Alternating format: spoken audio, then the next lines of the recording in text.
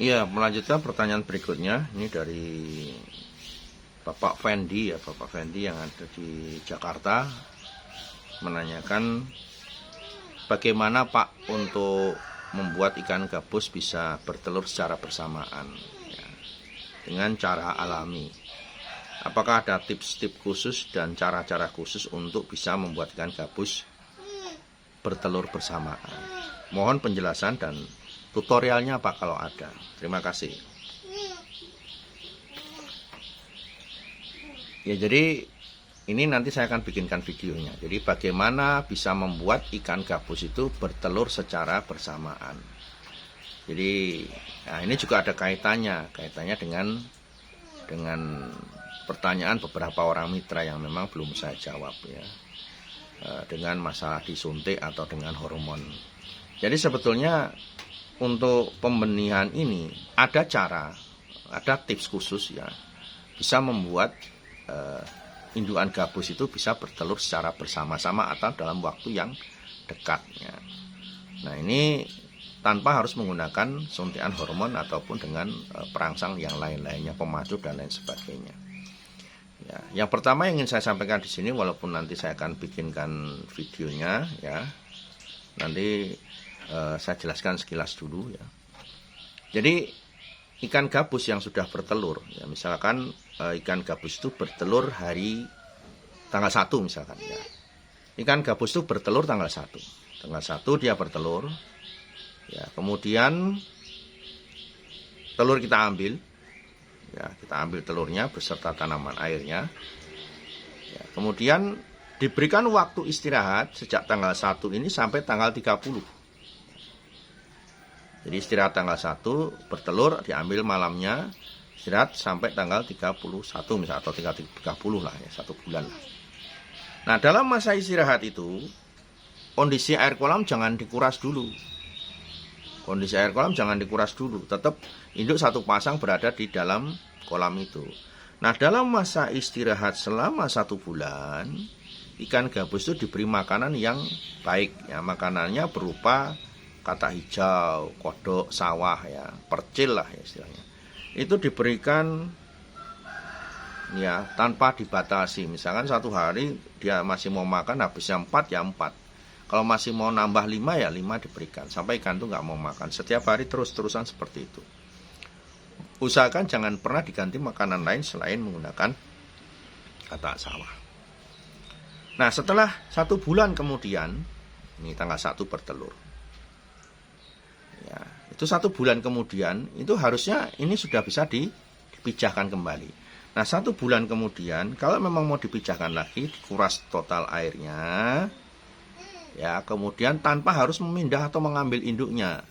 Makanya pipa pembuangan untuk kolam induk itu cukup kecil, 1 inci saja. Pada saat dibuka induknya nggak akan keluar lubang, tinggal disiram semprot, kotoran keluar, tinggal ditutup lagi pipanya, kemudian diisi air dan diberi tanaman air. Itu siklus yang kita lakukan kalau kita mau memijahkan sejak dia bertelur tanggal 1, kemudian mau dipijahkan selama 1 bulan masa istirahat. Tetapi kalau mau dibuat bersama-sama, misalkan Bapak Ibu punya indukan yang sudah bertelur itu 5 gitu, misalkan 5. Contoh saja 5. Yang 1 bertelur tanggal 1, jadi kita buat tanggalnya biar gampang ya. Tanggal 1 bertelur, induk yang kedua itu tanggal 5, induk yang ketiga tanggal 10, induk yang keempat tanggal 15, induk yang kelima tanggal 20 misalkan. Dalam waktu rentan selisih 5 hari ini induk bisa dikawinkan secara bersama-sama.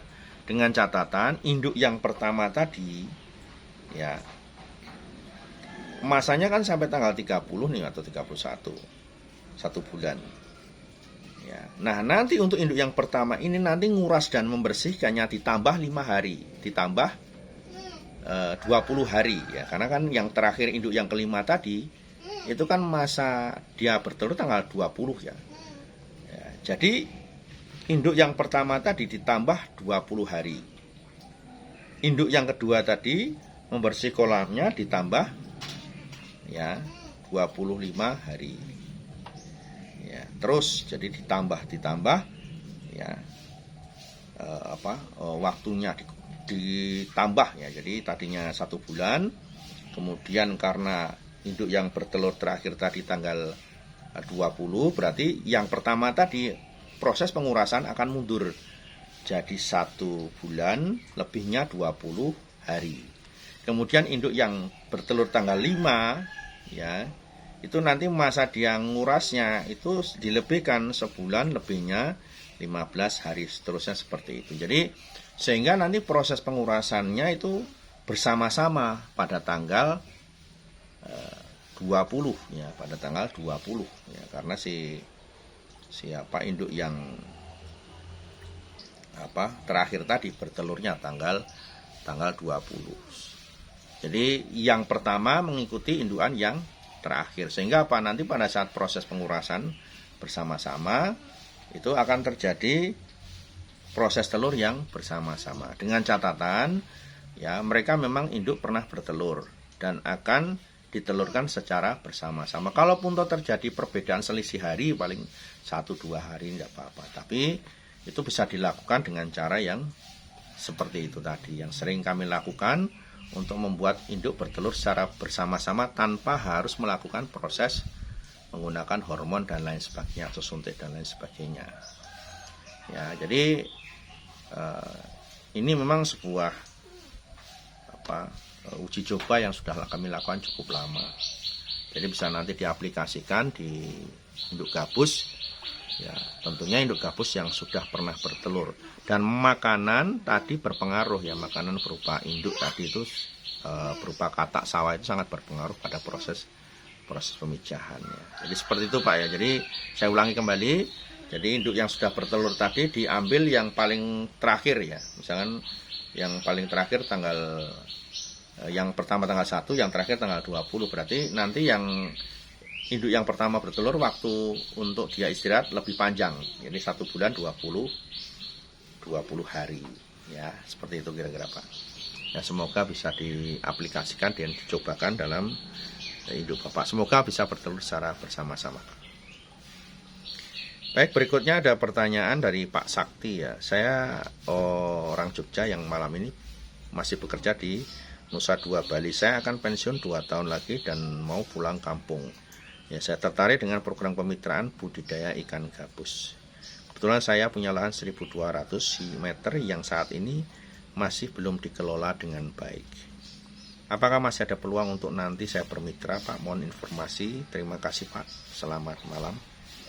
Untuk Pak Sakti yang ada di Nusa Dua Bali, untuk kemitraan pembelian saat ini memang untuk yang 2022 sudah tidak ada ya. Jadi untuk kemitraan yang ada ini nanti yang di 2023 ya, nanti ada kembali. Ya, kemudian untuk bermitra Bapak bisa datang ke kantor kami, daftar di sini juga bisa, atau daftar dengan cara online juga tidak ada masalah, bisa. Ya. Itu ya Pak Sakti yang ingin saya jawab. Ya, kemudian ini nggak ada namanya lagi. Saya dari Ambon Pak, ikuti penjelasan Pak tentang prospek ikan gabus. Membuat saya tertarik menjadi pemula. Tolong bantu petunjuk dari pembibitan, pemeliharaan, dan terutama pemasaran. Nggak ada namanya ya, dari Ambon ya. Jadi untuk Bapak yang dari Ambon, memang untuk pembibitan, pembesaran atau pemasaran memang Bapak harus menciptakan usaha dulu sendiri. Jadi Bapak harus memulai dulu, membangun usaha dulu, baru nanti akan terjadi siklus yang berjalan. Jadi untuk membangun sebuah bisnis itu, kalau saya itu jangan pikir pasarnya dulu. Ya, jikalau memang kita mau membangun sebuah usaha, usahakan itu ciptakan pasar sendiri. Karena kalau kita itu tergantung dengan pasar di luaran sana, yang notabene mereka bukan bidangnya di situ, hanya misalkan contoh pedagang ikan saja, mengharapkan dia membelikan gabus kita dalam jumlah besar, itu kemungkinan kecil sekali. Makanya ciptakan pasar dulu. Bapak bikin komoditas dulu, ikannya dulu, budidaya dulu, ya, sehingga pasar akan datang mencari. Ya. Apalagi jelas ini komoditas perikanan kan, bisa untuk lauk, bisa digunakan untuk dunia medis ini. banyak orang akan mencari. Ya, jangan berpikir di mana yang membeli, ikannya saja mana, ikannya nggak ada. Ya, ciptakan ikannya dulu dan sifatnya, ciptakan ikan dulu, kualitas, kuantitas, nanti baru pasar akan datang dengan sendirinya. Dan konsisten dalam membangun sebuah usaha itu yang tidak ganti-ganti. Ya, sehingga pelanggan itu akan menjadi pelanggan yang minded dan pelanggan yang tetap di situ. Karena pada saat mereka membutuhkan ikan gabus di sektor pemasarannya, ikan gabusnya di tempat Bapak selalu ada. Itu yang paling penting. Ya. Baik pemirsa, sukses untuk semuanya. Sampai jumpa lagi di sesi berikutnya untuk pertanyaan masalah seputar dunia ikan gabus. Assalamualaikum warahmatullahi wabarakatuh.